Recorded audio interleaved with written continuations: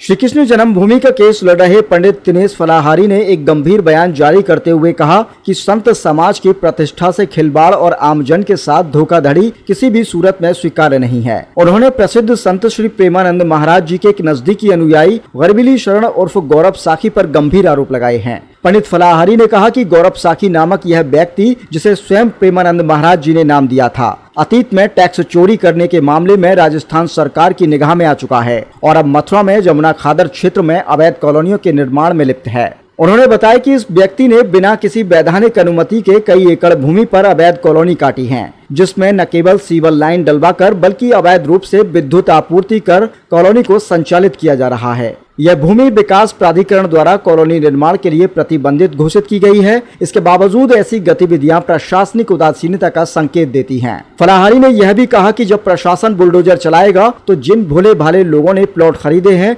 उनके पैसे और आशाएं दोनों मिट्टी में मिल जाएंगी। इस पूरे प्रकरण की गंभीरता को देखते हुए उन्होंने श्री प्रेमानंद महाराज जी से अपील की है कि ऐसे लोगों को अपने सानिध्य से तत्काल अलग करें, ताकि संत समाज की गरिमा बनी रहे। उन्होंने जिलाधिकारी मथुरा और शासन प्रशासन से भी मांग की है कि यमुना खादर में अवैध रूप से दी गई बिजली और सीवर की सुविधाओं की निष्पक्ष जांच कराई जाए। यह पता लगाया जाए कि किस स्तर पर नियमों को दरकिनार कर इन अवैध कार्यों की अनुमति दी गई और दोषियों पर कठोर कार्रवाई सुनिश्चित की जाए। पंडित दिनेश फलाहारी ने अंत में मीडिया के माध्यम से संदेश देते हुए कहा कि ब्रज की पवित्र भूमि को भ्रष्टाचार और छल से मुक्त रखना हम सबकी जिम्मेदारी है। संतों की आड़ लेकर किए जा रहे अपराधों पर अब चुप्पी नहीं, सख्त कार्रवाई ही होनी चाहिए।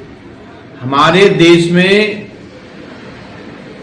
विश्व प्रसिद्ध संत भगवान प्रेमानंद महाराज जी वृंदावन में विराजमान हैं। उनके ही आश्रम में एक व्यक्ति नाम बदलकर, वेश बदलकर रह रहा था। उसका नाम महाराज जी ने गरबिली शरण रख दिया और उसका पुराना नाम गौरव साखी था। वो राजस्थान से आया हुआ है। बताते हैं वहां पर उसने सरकार से करोड़ों रुपए की टैक्स चोरी करके यहां पर आया है। वह व्यक्ति वृंदावन में जमुना खादर में, जो कि जमीन बिक्री योग्य नहीं है, उस जमीन पर भी अवैध कॉलोनी काट कर लोगों से करोड़ों रुपए की ठगी कर दी। उस जमीन में विद्युतीकरण करा दिया, उस जमीन में सीवर लाइन भी डलवा दी। ना तो विद्युत विभाग को पता चला, ना विकास प्राधिकरण को पता चला। जब लोगों को पता चला तब मीडिया में खबर आई, तो लोग ऐसे संतों को भी नहीं छोड़ रहे। अरे भैया, तुम्हें व्यापारी करना है, तुम्हें लोगों से ठगी करनी है, तो संतों के आश्रम से निकलकर भाग कर लो। ऐसे संतों को बदनाम क्यों करते हैं? ये बाहर के लोग ठगी कर जाते हैं, ब्रजवासी बदनाम होते हैं। तो मेरी सरकार से मांग है कि ऐसे व्यक्ति के खिलाफ जांच करके कठोर कार्रवाई करें। और मेरी प्रेमानंद महाराज जी के चरणों में भी विनती है, ऐसे लोगों को अपने आश्रम से बाहर निकालें, क्योंकि इसमें संत भेष बदनाम होता है।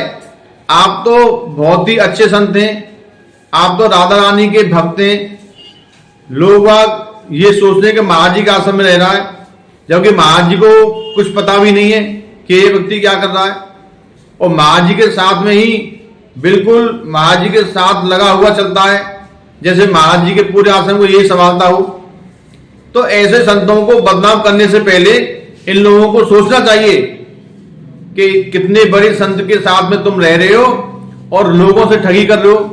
तो हमारी सभी से यही विनती है कि ऐसे लोगों का नाम, पता, उनके बारे में जानकारी करके ही अपने आश्रमों में स्थान देना चाहिए, क्योंकि ये लोग सनातन धर्म को बदनाम करते हैं, ये संत भेष को बदनाम करते हैं। ऐसे लोगों पर कठोर कार्रवाई होनी चाहिए।